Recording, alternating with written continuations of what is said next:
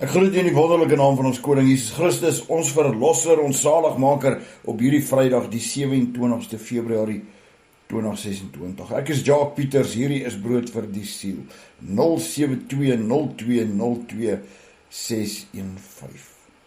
Weet ons lees in die boeke van Samuel, Konings en Kronieke, gebeurtenisse van die tye van konings in Israel. Tussen hierdie drie boeke is daar nie 'n volgorde presies wat plaasgevind het en wie konings was nie. Maar as jy al drie hierdie boeke lees, dan begin jy die storie te verstaan tussen tye, tussen profete, tussen priesters en tussen konings. Dan begin jy self besef dat daar is 'n ander volgorde. Dis nie deur mekaar geskryf nie. Dis maar net nie in 'n presiese volgorde volgens boek vir boek nie. 1 Samuel, 2 Samuel praat van stories van konings en priesters en profete. En die boeke van konings praat oor dieselfde, maar hulle gee 'n bietjie verskillende detail as die vorige.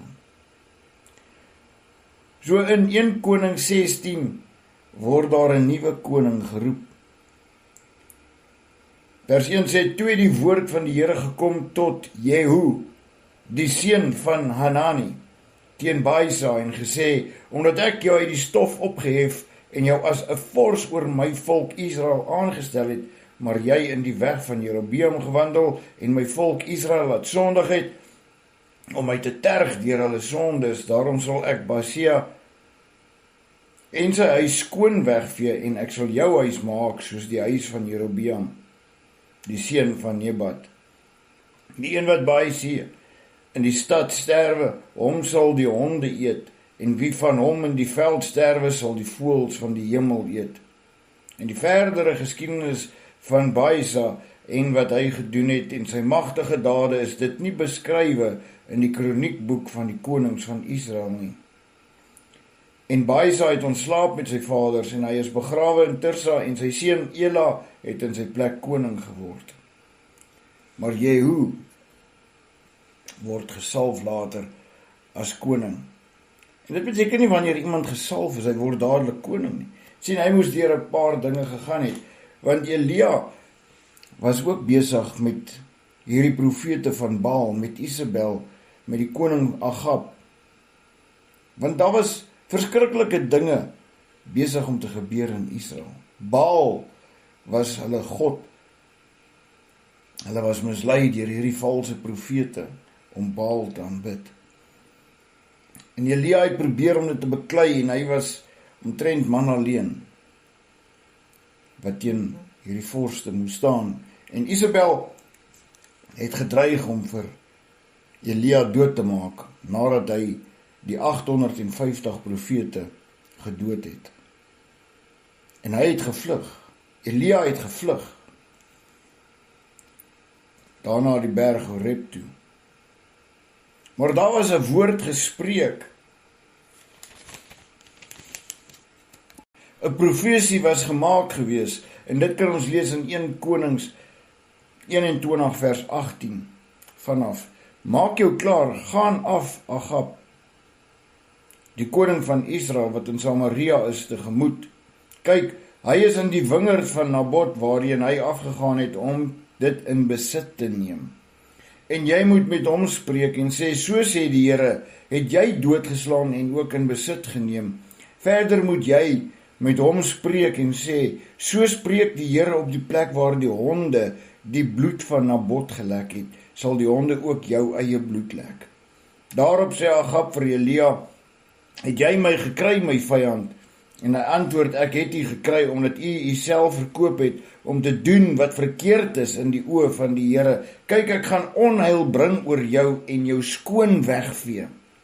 En ek sal van Agab uitroei al wat manlik is in Israel, sonder afsondering. En ek sal jou huis maak soos die huis van Jerobeam, die seun van Nebat, en soos die huis van Baasa, die seun van Ahia, weens die geterg waarmee jy my geterg het, en dat jy Israel wat sondig het. En ook oor Isabel het die Here gespreek en gesê, die honde sal Isabel eet by die voorskans van Jezreel. Die een wat van Agab in die stad sterwe, hom sal die honde eet, en wie in die veld sterwe, sal die voëls van die hemel eet. En Agab, toe hy hierdie woorde gehoor het, hy tot bekering gekom, hy het 'n roukleed aangetrek, en hy het hom verneder voor God, en God het hom 'n kans gegee. Want God het vir Elia gesê, aangesien Agab hom voor hom verneder het, sal hy hom nie laat sterwe nie, maar die onheil oor sy seun bring. Maar later, soos wat gespreek was deur Elia, so het dit gebeur. Jehu het gegaan en hy die profete wat oor was, uitgeroei. Hy het die geslag van Agab uitgeroei. Hy het almal gaan doodmaak, soos wat daar gespreek was.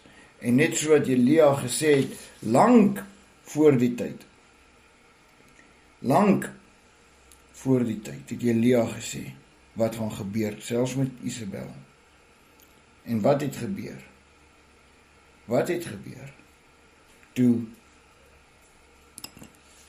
want 2 Konings 9 vers 30 sê, en Jehu het in Jezreel gekom, toe Isabel dit hoor, het sy haar oë swart geverf en haar hoof versier, en deur die venster uitgekyk. Sy het gedink, as sy haarself mooi maak, gaan sy ook vir Jehu kan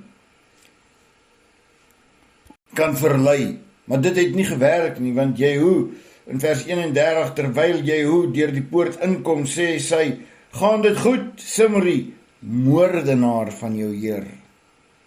En hy het opgekyk na die venster en gevra, wie is vir my, wie?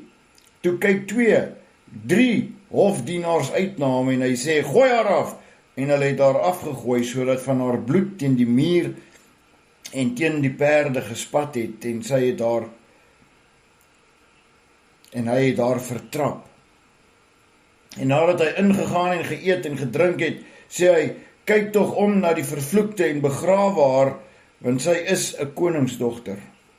Maar toe hulle gaan om haar te begrawe, kry hulle van haar niks nie, behalwe die hoofskedel en die voete en die handpalms. En daarom kom hulle terug en gee hom dit te kenne, en hy sê, dit is die woord van die Here, wat hy deur die diens van sy knegt Elia, die Tisbiet, gespreek het, naamlik op die dorpsgrond van Jezreel sal die honde die vlees van Isabel eet, en die lijk van Isabel sal soos mis op die land wees, op die dorpsgrond van Jezreel, sodat hulle nie sal kan sê, dit is Isabel nie. En wat dit gebeur het, was die tyd toe Elisa reeds profeet was. Oor 'n tydperk het hierdie dinge plaasgevind. Maar 'n hele ruk nadat Jehu gesalf was as koning, het Jehu gekom en hy het uitgeroei die hele geslag van Agab, die koning, wat toegelaat het dat Israel Baal moet aanbid. Die hele geslag van Agab, sy profete, die Baalse profete, almal was gedood deur die hand van Jehu. Jehu, wat 'n generaal was van 'n weermag, kan ons sê, maar toe gekies was om as koning te regeer, maar later ook geval het, omdat hy verkeerd gedoen het in die oë van die Here. Jy sien, dit maak nie saak wie ons is en wat ons doen nie. Die Here vergewe ons, sodat hy Agab vergewe het, toe Agab rouklere aantrek en homself verneder voor God. En Jehu, wat self gesondig het later, moes val deur die belofte van God, omdat hy verkeerd gedoen het. So wanneer ons reg doen, sal die Here ons verhewe en beskerm en optel, maar wanneer ons verkeerd doen, sal hy ons laat val. Kom ons bid saam. Hemelse Vader, dankie, Here, vir u woord, u genade en u liefde. Help ons om nie te val nie, help ons om in u diens te bly, help ons om sterk te bly, help ons om nie te verswak nie, Here. Help ons teen die bose magte, Heer. Help ons dat ons die regte keuses maak in hierdie lewe. Dat ons nie sal val soos Jehu, wat reg gedoen het in die oë nie. In Jesus naam vra ons, nie omdat ons het verdien, Here, maar deur die genade. Amen. Onthou, lees jou Bybel, moenie toelaat dat die wêreld jou mislei nie. Groete.